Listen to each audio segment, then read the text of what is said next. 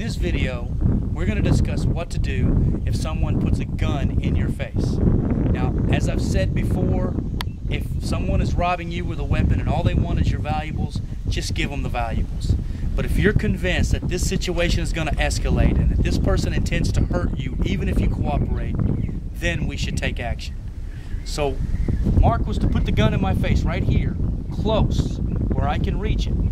The first thing that I want to do is not make any sudden movements. I don't want to move, I don't want to grab, because then I'll get shot. But what I do want to do is I want to be ready for when he tells me to move my hands. Put your hands up. What you see there is once he told me to move my hands started up like this. So he's not surprised when my hands start to move. So now when I get to here, when I'm close enough, now I can make a sudden motion, moving my head out of the way and simultaneously bringing the weapon away from me like this. Again, at full speed like this. Put your hands up. And what you see here is I now have the weapon pointing away from my body and I have a firm grip on the slide of this automatic weapon. So if the weapon were to go off now, the bullet would just go off over here somewhere in a safe direction and not hit me. Now, as soon as I have a firm grip on the weapon, I'm holding the slide so it can't chamber a second round. I simply step toward him and put the weapon here, right against his stomach, near his waist. From this position, bang, I'm hitting him. I'm hitting him maybe 3 or 4 times, whatever it takes. Now, at that point, I see him getting rocked, getting reeled. I take the free hand, I reach underneath the weapon and grab it right here on the back of the slide. Just like that. Have a firm grip on it and flip it over. Just like that, like I turned it over on a table. Once again, I have the back of the weapon here and flip it over. Now what you may notice is that Mark is keeping his finger out of the trigger guard. And the reason he's doing that is because he knows this technique, he knows what I'm about to do.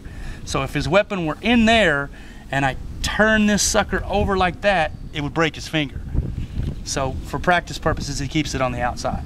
So I have the weapon here, I flip it over, all the way over, then back to straight up and down so that I can rip it away from him. Then from this position, like so, now I have the weapon. That's one technique, that's the Krav Maga technique for a weapon in your face. There's another method. Let's say that the weapon's pointed in my face and it doesn't have a long slide for me to grab onto, or this person has it down lower like this where it's not so high up near my face. What we do in that situation is I'm going to use a technique from the dark magic system known as the tornado defense. Again, I don't make any sudden movements. I wait for him to tell me to move.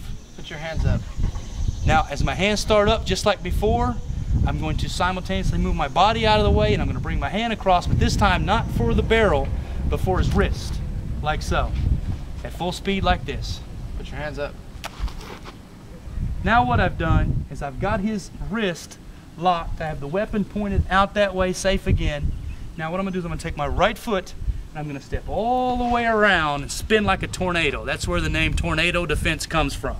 At this point I have his elbow locked against my side and I can break his arm quite easily from here. In fact, what I would probably do is just drop to the ground, my entire body, land on him, break his arm, take the weapon.